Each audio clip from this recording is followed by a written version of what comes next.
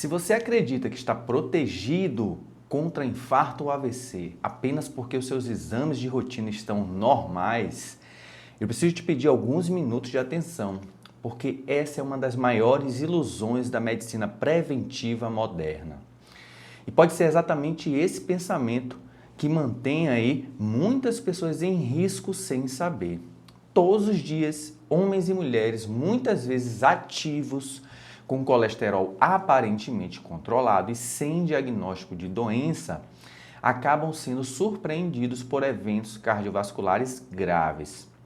Isso não acontece porque a medicina falhou, mas porque ainda estamos olhando apenas a parte mais visível do problema, enquanto os fatores realmente perigosos continuam agindo de forma silenciosa por anos dentro do nosso corpo.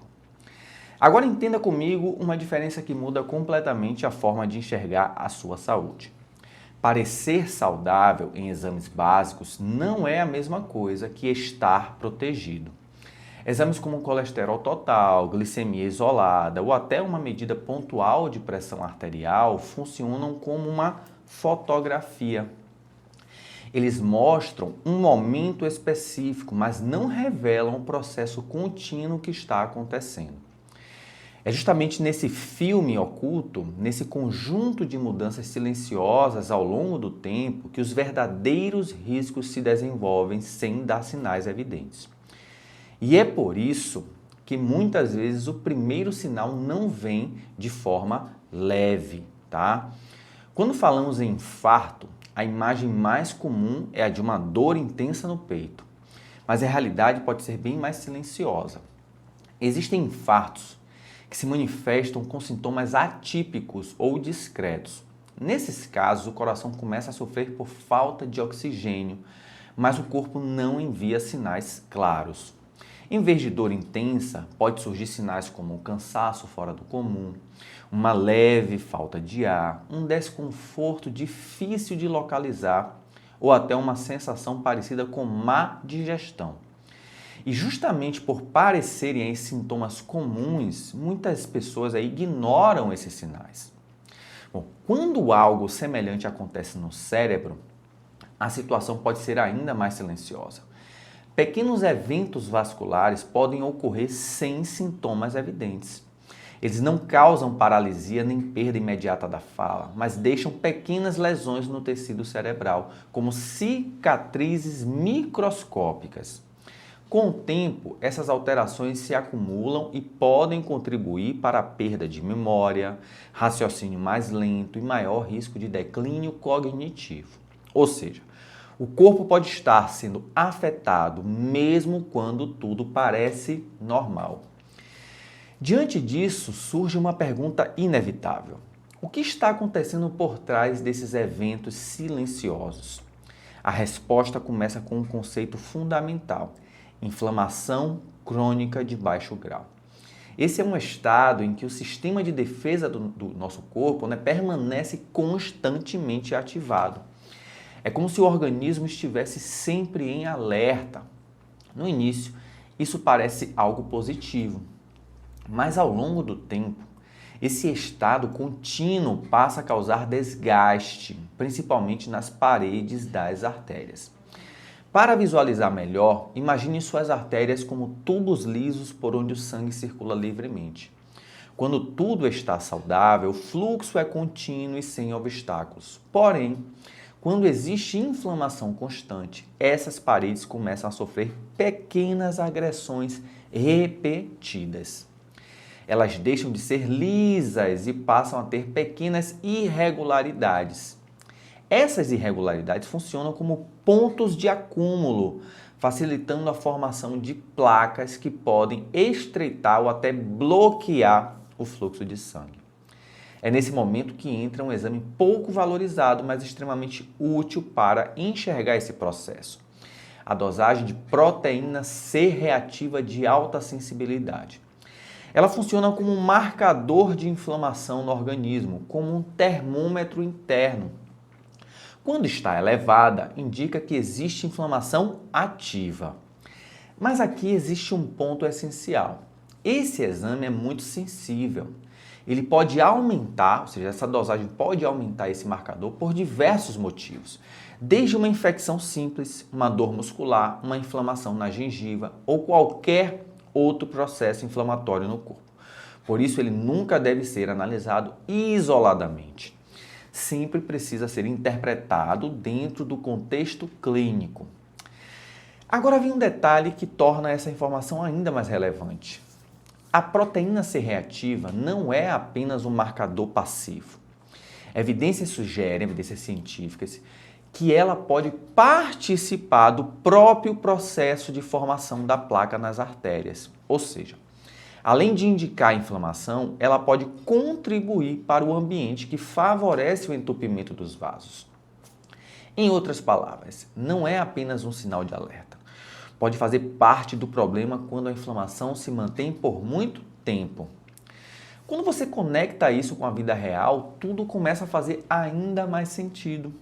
Estados inflamatórios persistentes não surgem do nada. Eles são alimentados pelo estilo de vida da gente. Um exemplo muito comum é a obesidade. O tecido de gordura, principalmente na região abdominal, não é apenas um depósito de energia.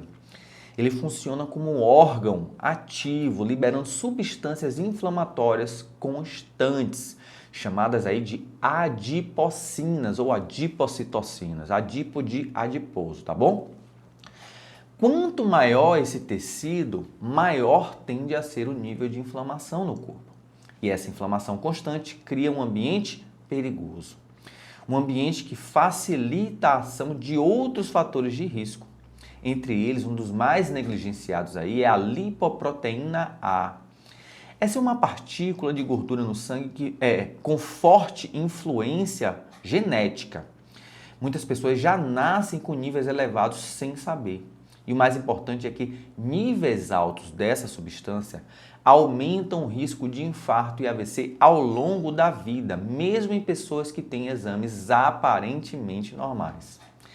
Esse é um ponto que muda completamente a percepção de segurança, porque diferente de outros fatores, a lipoproteína A não responde facilmente à alimentação ou ao exercício. Isso não significa que não há o que fazer.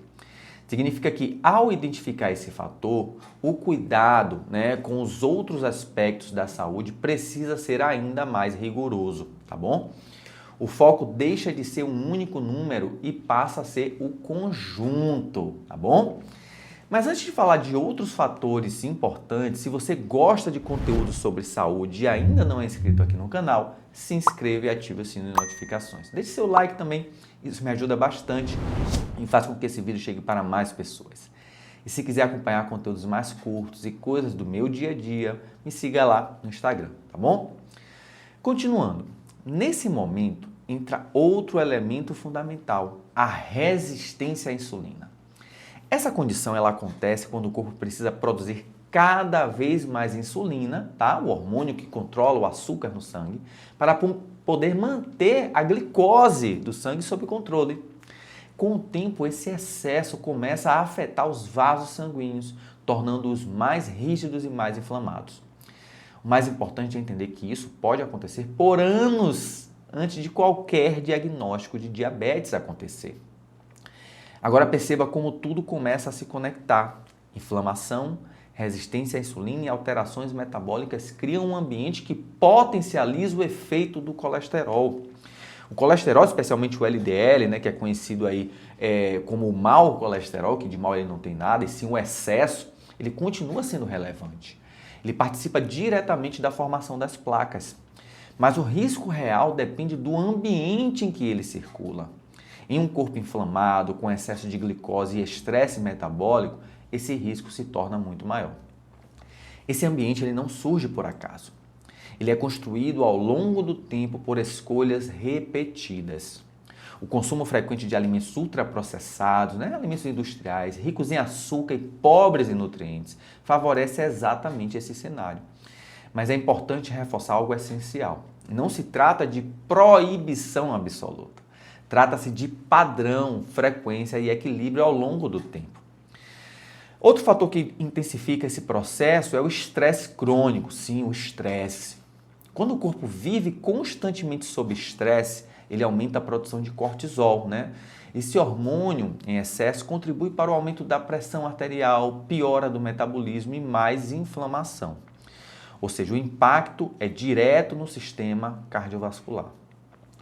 Existe ainda um elemento que completa esse ciclo silencioso, o sono. Dormir pouco ou dormir mal interfere na regulação hormonal, aumenta a inflamação e prejudica a saúde dos vasos sanguíneos. O mais preocupante é que esses efeitos são cumulativos. Pequenas alterações repetidas ao longo do tempo geram um impacto significativo.